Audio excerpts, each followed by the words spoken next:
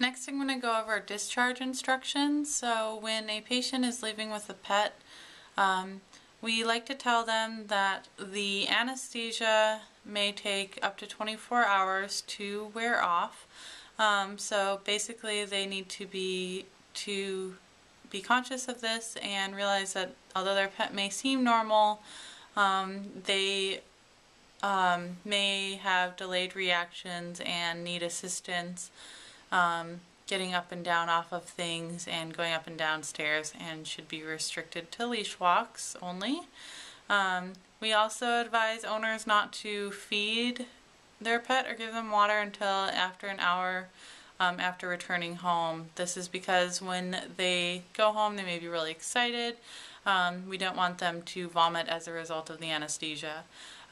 So once we do allow our surgical patients to eat, we tell them to introduce very small amounts of food and water until their pet, so introduce a small amount, and if the pet can keep it down, wait a half hour, give another small amount.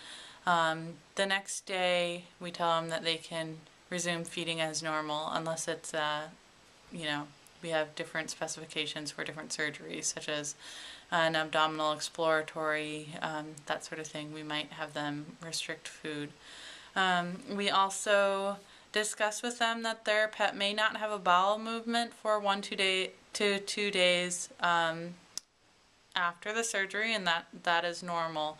And the reason for that is due to the anesthetic drugs.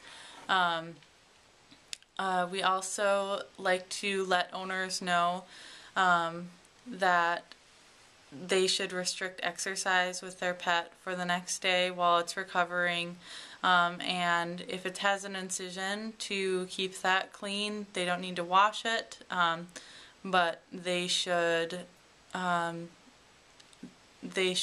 monitor it for any swelling, discharge, odor, and they should check it at least once daily, and to call us if they have any questions.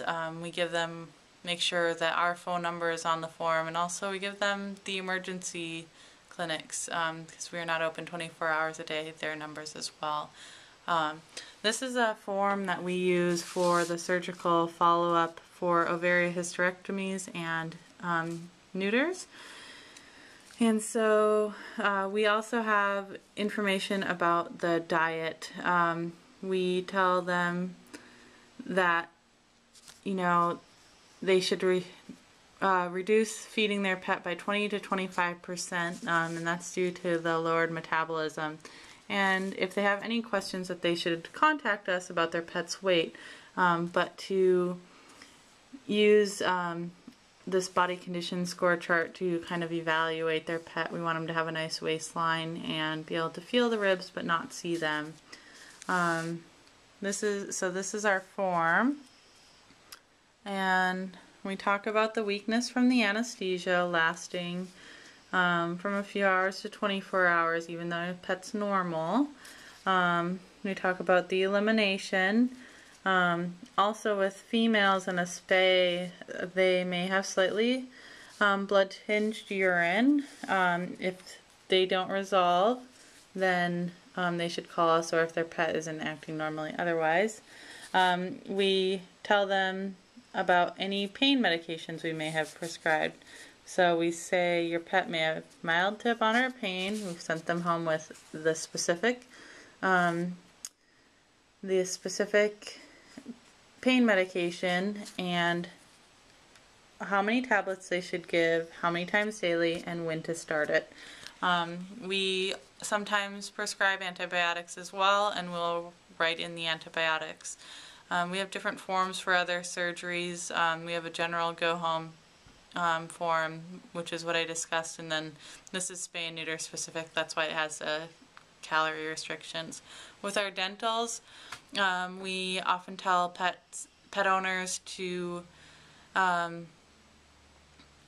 soften their pet's food, and especially if it's had major extractions, soften the food with water or use a canned food version of their dry food for the first week following the dental. And then we give them recommendations on brushing the pet's teeth and dental care. Here we do the incision care. So this one is, they may lick or scratch the surgical site but discourage the behavior. Check the site daily, that the incision remains closed and free of any discharge. And we have here that we don't have any external sutures to be removed. There are exceptions to that rule, so we make sure to cross that out and advise the owner if there are any. We also tell them to notify their vet if their pet shows signs of acute illness, bleeding, becomes evident and tends to persist, the pet chews, licks, or scratches excessively at the incision, sutures are removed, or there's excessive swelling.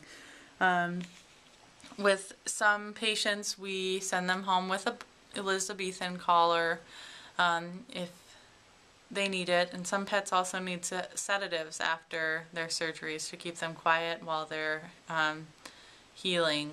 So we do have different catered surgical follow-up instructions, and this is just one example of discharge instructions for a pet. So main thing is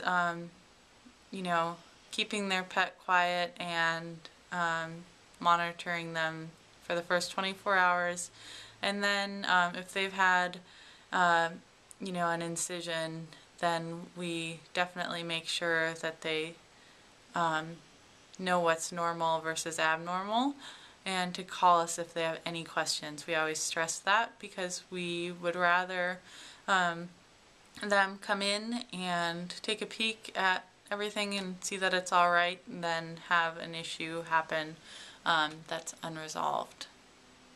So those are our discharge instructions for surgical procedures at the pet stop.